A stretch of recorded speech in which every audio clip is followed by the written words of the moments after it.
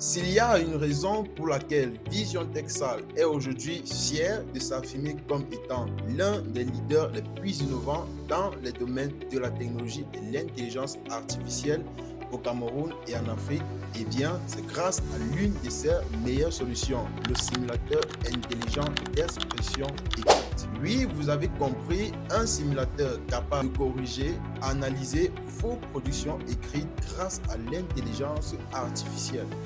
Depuis son lancement, cette solution révolutionnaire a déjà conquis des milliers de candidats qui préparent leur projet d'immigration et leur test de connaissance du français pour le Canada. D'ailleurs, les résultats parlent d'eux-mêmes.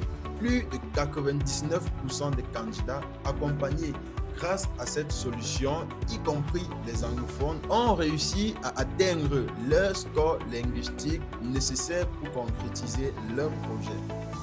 Mais ce qui rend cette solution véritablement exceptionnelle, c'est sa capacité à fournir des corrections détaillées, des suggestions personnalisées et un accompagnement disponible 24 heures sur 24, permettant aux candidats de progresser rapidement et efficacement.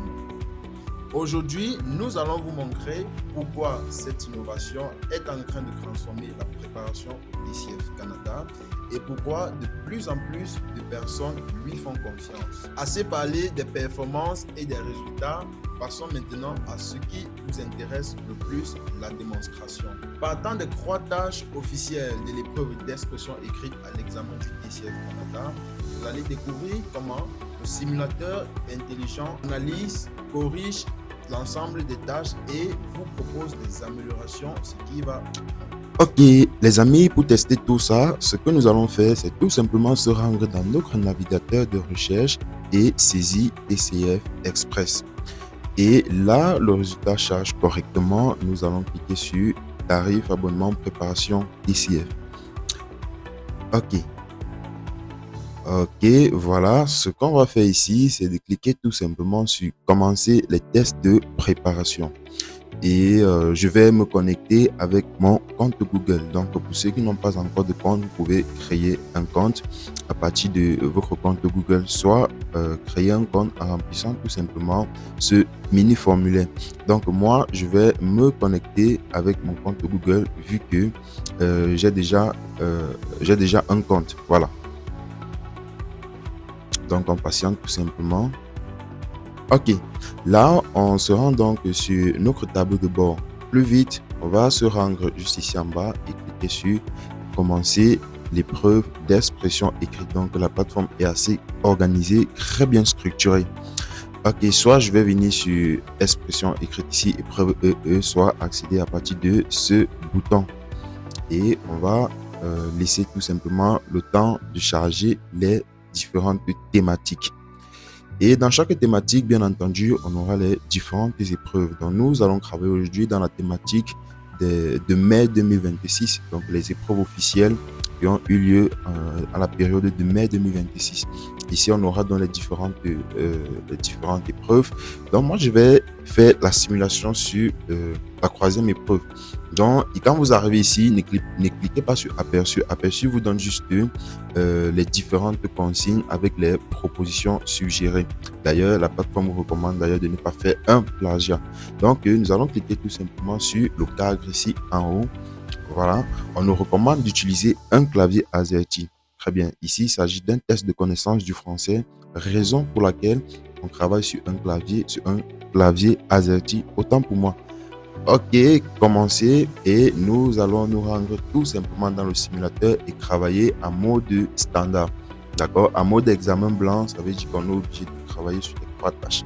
Donc, pour travailler exactement comme si c'était à l'examen officiel. Donc, moi, je vais travailler sur le mode standard. Ok, nous voici donc dans notre simulateur d'expression écrite. Donc là, on aura la consigne liée à la première tâche et l'interface de rédaction. Ici, c'est tout simplement le bloc qui nous sert de caractères spéciaux. Voilà, s'il y a un caractère qu'on ne parvient pas à repérer facilement sur le clavier, on va tout simplement presser ici et ça apparaît tout simplement à la suite du curseur. Et nous avons le compteur de mots ici. Donc, à chaque fois qu'on va écrire, d'accord, le compteur de mots doit nous aider. C'est exactement comme ça que ça se passe au TCF Canada. La consigne, vous avez lu une annonce sur un site internet qui propose d'aider ceux qui souhaitent apprendre le français en les mettant en contact avec des partenaires linguistiques. Envoyer un courriel.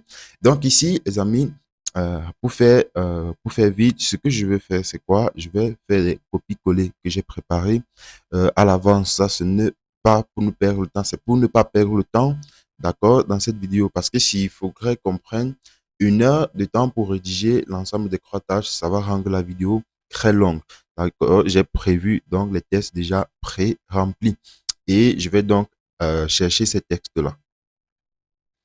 Donc ici, voilà le proposé, d'accord, de la première tâche que je viens de rédiger. Et qu'est-ce qu'on va faire? On va passer ensuite avec la deuxième tâche. Donc, la deuxième tâche également, on aura la consigne ici en haut. Vous avez assisté à une fête de famille. Envoyez un message à vos amis pour leur raconter cette fête et expliquer ce que vous avez le plus apprécié. Donc, je vais faire pareil. Et aussi, il faut noter que vous ne pouvez pas passer à une tâche si vous n'avez pas au moins se rempli un mot dans la tâche précédente. Ce qui fait que pour passer à la tâche croix, il me faut au moins se mettre un mot ici comme ça. Ça me permet de débloquer la troisième tâche. Donc, je vais retourner tout simplement à la deuxième tâche et remettre également mon test que j'ai préparé à l'avance. Très bien, j'ai également collé déjà la deuxième tâche que voici et on va passer enfin avec la troisième tâche. Donc, voici la deuxième tâche que je viens de rédiger. Et lorsque le compteur est vert, ça signifie tout simplement que vous êtes dans la marge des mots. S'il arrive que vous débordez, le compteur vous signalera tout de suite. Donc, je vais passer à la troisième tâche. Très bien, ici, nous sommes donc à la troisième tâche. Donc ici, je vais effacer le mot synthèse. Donc, inutile de préciser les grandes parties. On va tout simplement rédiger. Voilà. Je vais un peu organiser mon texte. Voilà. La troisième tâche, généralement, se fait en 2 parties. La synthèse des 2 documents que voici et ensuite le point de vue personnel. Ici, j'ai fait exprès, d'accord, de ne pas mettre le titre. D'accord? Je ne mets pas le titre et ça va faire partie tout simplement des erreurs commises et ce qui fait en sorte que le simulateur, pendant la correction, doit nous sanctionner pour cela. Parce que à la tâche croix, bien entendu, on a toujours besoin d'un titre avant d'ancrer dans la synthèse et ensuite l'opinion. Très bien, lorsqu'on a rédigé l'ensemble des croix tâches comme ceci, ce qu'on va faire tout simplement, c'est de cliquer sur terminer le test. Et lorsqu'on va terminer, lorsqu'on va cliquer sur le bouton terminer le test, le simulateur, l'intelligence artificielle du simulateur, d'accord, doit entrer en jeu pour corriger l'ensemble des croix tâches. Donc, on va cliquer sur terminer le test. Très bien. On va donc venir sur obtenir la correction et patienter tout simplement que l'intelligence artificielle analyse l'ensemble des croix tâches. Donc, on a fini avec la première tâche, comme vous constatez. On passe donc à l'analyse de la deuxième tâche. Ensuite, la troisième tâche, on va analyser le titre, la synthèse et l'opinion. Donc, c'est très édifiant. OK, là, on a donc la correction qui est prête. Donc, les amis, on a nos différentes tâches qui ont été corrigées. Et comment est-ce que ça se passe dans l'ensemble? Ici, vous allez voir, ça, c'est le menu pour la première tâche, comme vous voyez là. Et ici, c'est le deuxième menu pour avoir accès à la correction de la deuxième tâche. Ensuite, le troisième menu. Alors, analysons très bien comment est-ce que l'intelligence artificielle corrige notre travail. Déjà, pour voir la note et le niveau NCLC estimé, vous n'avez qu'à cliquer sur le bouton voir mon évaluation complète. Et là, pour notre rédaction, on a une note de 15,97 sur 20, un niveau C1. D'accord? Et OK. Donc ici, sur la première tâche, on aura donc le résumé de la correction. On dit le texte est bien structuré et répond aux attentes de la consigne, mais il présente plusieurs erreurs linguistiques. Des améliorations sont nécessaires en orthographe, grammaire, cohérence de la signature.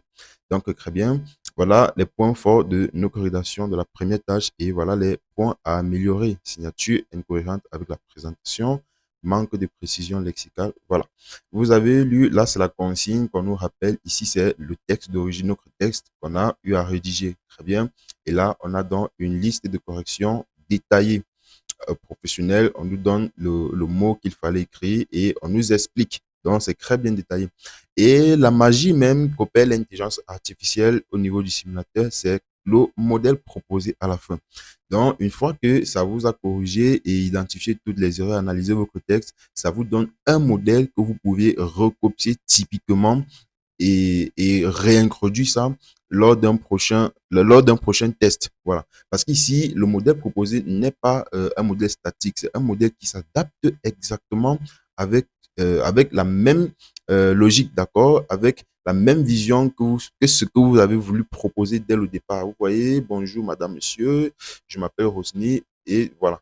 Donc, c'est un peu ça, ça va exactement aller dans le même sens de ce que vous avez voulu proposer avec la méthodologie bien appliquée, les fautes d'orthographe, tout ça. Et ici, ça va vous donner les améliorations qui ont été faites dans votre rédaction, dans la correction des fautes d'orthographe, correction de fautes de grammaire, amélioration du vocabulaire. Donc ici, on a zéro problème avec la méthodologie. C'est d'ailleurs la raison pour laquelle on a quand même eu 2,75 sur 4 pour cette tâche. Et c'est le même scénario à la deuxième tâche. Donc, lorsqu'on arrive à la deuxième tâche, on aura un résumé de la correction. Le texte répond bien à la consigne avec une structure claire et un temps approprié. Quelques erreurs grammaticales et de conjugaison sont présentes, nécessitant une rélecture attentive. Voilà. On nous donne également les points forts et les points à améliorer. Consigne et notre rédaction. Ensuite, vous voyez, il y a quand même quelques petites erreurs là identifiées et ensuite, on nous donne le modèle proposé. Ensuite, on va passer à la troisième tâche. Vous voyez, regardez, on va nous pénaliser premièrement. Pourquoi? Le tigre. Donc, dans le point améliorer, on dit absence de tigre. Ce qui ne respecte pas la méthodologie. On dit le texte est bien structuré et la vie personnelle est claire. Mais il manque un tigre et des exemples concrets pour les arguments. La qualité linguistique est bonne avec une seule erreur de grammaire. Voilà, c'est la raison pour laquelle on a 8,8 sur 10 dans cette tâche-là. Donc, le simulateur, je pense qu'il a été sincèrement dans sa correction. Et là, on a la consigne des deux documents et on a notre texte d'origine et on aura bien entendu le modèle proposé.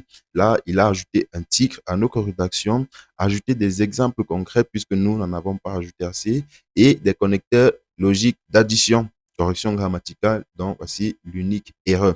Raison pour laquelle on a cartonné pour cette tâche. Et ce qui est bien d'ailleurs, c'est que vous avez aussi la possibilité de télécharger tout le résumé de cette correction-ci en PDF. D'accord? Là, vous pouvez télécharger un PDF pour consulter vos corrections en mode offline. Voilà. Donc, je pense que il y a vraiment pas il y a rien de plus merveilleux que de travailler avec un simulateur qui nous permet de progresser rapidement et de façon efficace. Voilà, les amis, j'espère vraiment que cette vidéo vous apprend quelque chose aujourd'hui. D'accord? N'hésitez pas de laisser en commentaire ce que vous aimeriez avoir ou ce que vous aimeriez proposer en plus, d'accord? Parce que ce qui fait la force de ce simulateur et de l'Académie TCF Express, d'accord, c'est parce qu'ils acceptent en réalité les propositions des apprenants. C'est ça qui fait en sorte que la plupart des personnes, lorsqu'ils arrivent sur cette plateforme, ils ne veulent plus repartir. Ok, je vais donc retourner tout simplement dans mon tableau de bord. Voilà. Et aussi, je vais ajouter un petit truc. Voilà. Et si on remarque bien ici, euh,